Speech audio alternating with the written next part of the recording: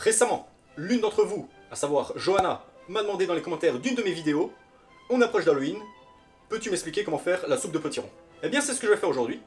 Et ma chère Johanna, je ne vais pas faire seulement une soupe, mais deux versions de la soupe de potiron. Ce sera à toi et à vous tous de choisir quelle version vous appelle le plus et à la réessayer chez vous.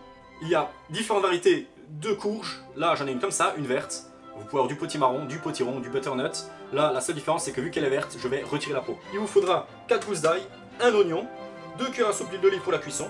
Pour la finition, 300 ml de crème liquide, 30 g de beurre froid, du sel, du poivre blanc. Pour la garniture, de la poitrine de porc fumée et du pain. Ça peut être du pain dur car on va juste en faire des croûtons à l'ail. Je vais commencer par éplucher, épépiner et couper les courges. Donc là je vais faire les deux en même temps pour les deux recettes et ensuite je m'en servirai d'une pour chaque recette. Ici j'ai une courge verte. Donc la peau est également consommable, mais vous doutez que la couleur verte de la peau va influer sur le résultat final. Je vais préparer en off une version avec la peau et je vous montrerai la différence de couleur. Comme ça, ce sera à vous de choisir.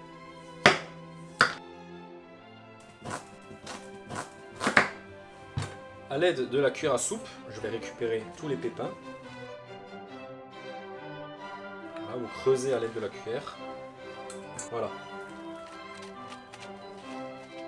Vous pouvez tout simplement prendre un couteau plus petit et éplucher comme ceci. Donc vous obtenez ceci, c'est pas grave s'il reste un petit peu de verre hein, ici, c'est pas très grave. Si vous voulez une autre méthode, vous pouvez couper comme ceci. Là, d'avoir des bandes plus fines, ça peut être plus rapide, plus simple à éplucher.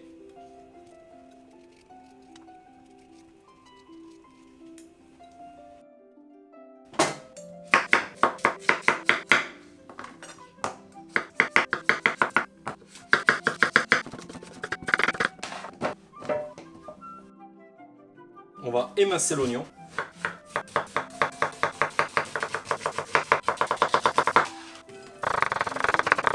Je vais hacher les 4 gousses d'ail.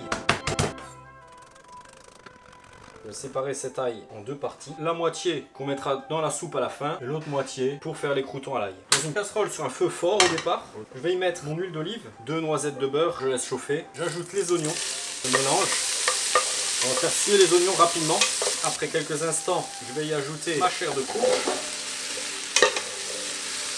Je vais saler avec 10 g de gros sel. Je vais ajouter une pincée de poivre blanc. Je vais donc mouiller, donc soit avec du bouillon de votre choix, soit tout simplement avec de l'eau. Et je mouille avec 1 litre d'eau. Là, je laisse sur feu fort.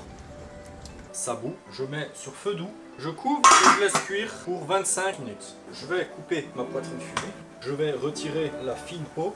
Je vais le couper en deux. Et là, je vais détailler des gros lardons. Ensuite, on va faire des croûtons. Vous pouvez prendre des chutes comme ça et couper des dés. Je prends une petite casserole avec un petit peu d'eau, un peu plus qu'à hauteur. Je vais laisser bouillir 1 à 2 minutes pour blanchir la poitrine, pour la dessaler. Là, ça commence à bouillir. Je vais mettre un timer, 2 minutes. Je vais écumer. Voilà, ça fait 2 minutes. Je vais les égoutter dans une passoire. Je vais les passer sous l'eau froide. Je vais les disposer sur du papier absorbant. Je prends une poêle, feu à fond, une cuillère à soupe d'huile d'olive, je laisse chauffer, je vais disposer mes lardons, je vais les faire sauter comme ça, très brièvement.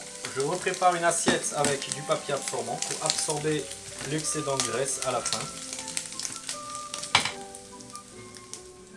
Je peux garder la poêle et je vais faire le crouton dans la foulée. J'ajoute un peu d'huile d'olive, une cuillère à soupe, l'huile est chaude, je dispose mes croûtons.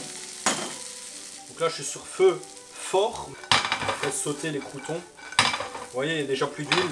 Donc là, je vais rajouter encore une cuillère à soupe d'huile d'olive. Je vais ajouter mon ail haché.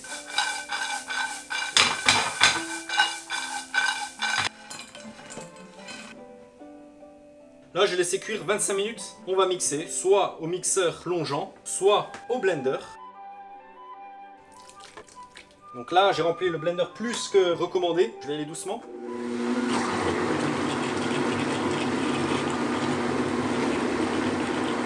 Donc là, je vais ajouter un petit peu d'ail haché. C'est facultatif, hein, vous n'êtes pas obligé. C'est l'étape où on va ajouter des petites noisettes de beurre froid. Ça va donner encore plus d'onctuosité à notre soupe. Alors là, c'est un peu risqué parce que mon blender il est déjà quasiment à ras. Je vais y aller mollo, je vais essayer de ne pas faire un carnage. Oula, oula.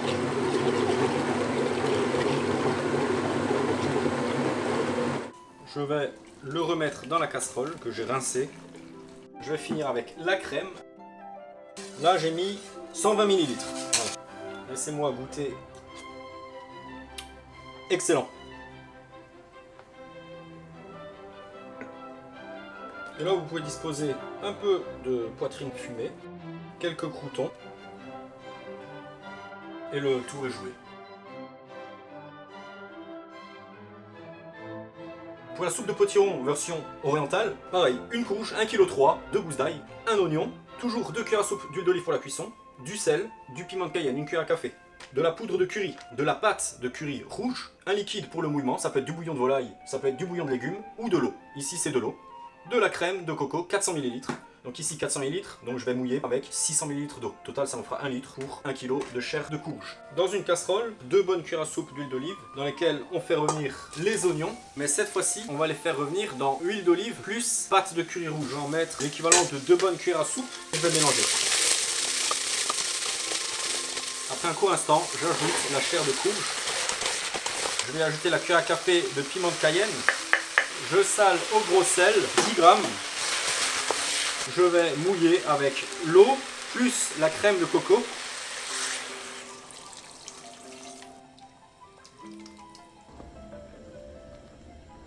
Ça bout, je mets sur feu doux, je mets un couvercle et je laisse cuire pour 25 minutes.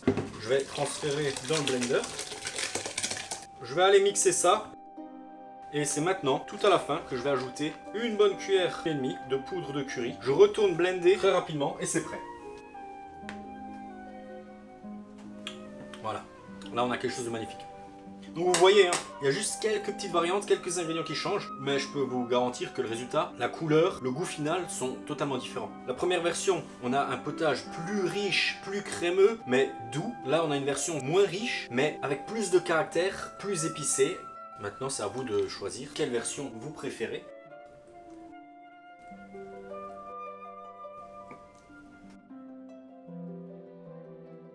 Et là, vous le consommez soit comme ça, soit en y ajoutant un petit peu de coriandre fraîche.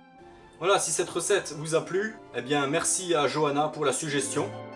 Si vous avez des questions ou quoi que ce soit, ben, vous pouvez également m'en faire part.